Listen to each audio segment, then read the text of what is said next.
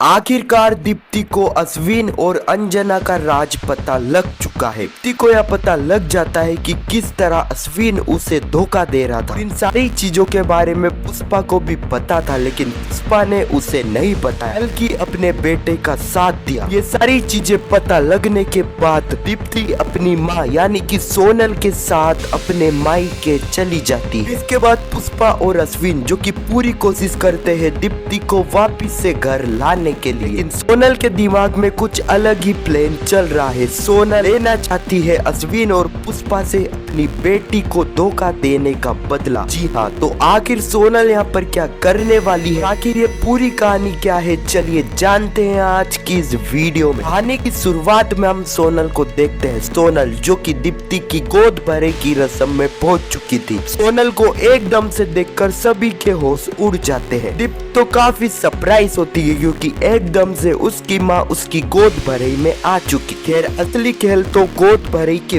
बाद स्टार्ट होता है। अगले सीन में हम देखते हैं कि सभी लोग जो कि पुष्पा के घर पर बैठे होते हैं, लेकिन सोनल का मूड कुछ अलग ही था। पुष्पा पूछती है कि आखिर तूने क्या हुआ है। इसके बाद सोनल पुष्पा के ऊपर भड़क जाती है। वह कहती है, पुष्पा जी यह सवाल तो मुझे आपसे पूछना चाहिए कि आखिर आपको क्या हो चुका है, अपने सच का साथ देना कैसे छोड़ दिया। पुष्पा को कुछ समझ नहीं आता। सोनल कहती है, पुष्पा जी अभी भी आप चुप हो। जे आपका और अश्विन का पूरा सच पता लग चुका है। अश्विन किस तरह मेरी प्रेग्नेंट बेटी को धोखा दे रहा था। पुष्पा और अश्विन को सारी बातें समझ आ जाती है। वह सोनल को रोकने की भी कोशिश करते हैं, लेकिन सोनल सारी सच्चाई दीप्ति को बताती है। दीप्ति को बताती है कि किस तरह अश्विन जो सभी को यह बता रहा था कि वह इतने दिनों से बेंगलोर में था, लेकिन सच्चाई तो कुछ और ही थी। इतने दिनों से अश्विन बेंगलोर में नहीं बल्कि मुंबई में ही था। अश्विन मुंबई में एक छत के नीचे अंजना नाम की लड़की के साथ रह रहा था। अश्विन का अंजना नाम की लड़की से अफेयर चल रहा है। सुनते ही दीप्ति के पैरों तले जमीन खिसक जाती है। पुष्पा दीप्ति को समझाती है और कहती है, दीप्ति यह बात सच है कि अश्विन इतने दिनों से मुंबई में ही था। अश्विन अंजना नाम की लड़की को भी जानता है, लेकिन जैसा तुम सोच रही हो ऐसा रिश्ता अश्विन का अंजना के साथ नहीं है। दीप्ति कहती है, माँ अगर कुछ गलत था ही नहीं, अश्विन ने ये सारी चीजें मुझे क्यों नहीं बताई। अश्विन तो छोड़िए, आपने भी मुझे यह सच नहीं बताया। मैंने आपको माँ से भी बड़ा दर्जा दिया, लेकिन आपने मेरे साथ ऐसा करा, मुझे आपसे यह उम्मीद नहीं थी। इतना कहकर दीप्ति अपना बैग लेने के लिए चली जाती है। अश्विन और पुष्पा दीप्ति को रोकते हैं। वह सोनल को समझाते हैं, उन्हें कहते हैं वह दीप्ति को रोक ले, लेकिन इस वक्त तक काफी देर हो चुकी थी। दीप्ति अपना बैग लेके स्वरा के साथ अपनी माँ के सहायके के लिए निकल जाती है। इस वक्त तक सभी लोग दीप्ति को समझाते हैं, दीप्ति को रोकने की कोशिश करते हैं। इस समय दीप्ति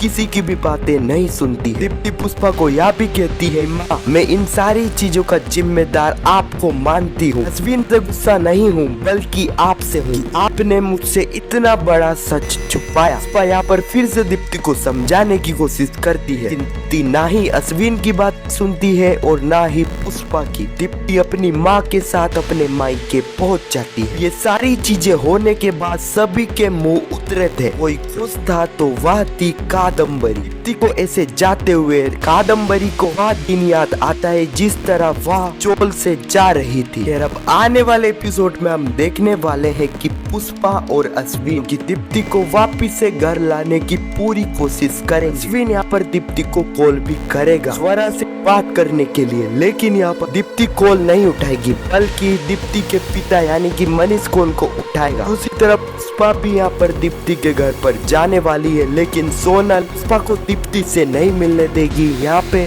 सोनल काफी बड़ी मुसीबत अश्विन और पुष्पा के लिए बनने वाली है। तो यही कुछ कहानी है जो कि आने वाले एपिसोड में हमें देखने को मिलेगी। अगर आपको यह वीडियो कैसी लगी कमेंट में जरूर बताना। इम्पॉसिबल के आने वाले एपिसोड की ऐसी वीडियो के लिए चैनल को सब्सक्राइब अवश्य करना। जब तक के लिए धन्यवाद।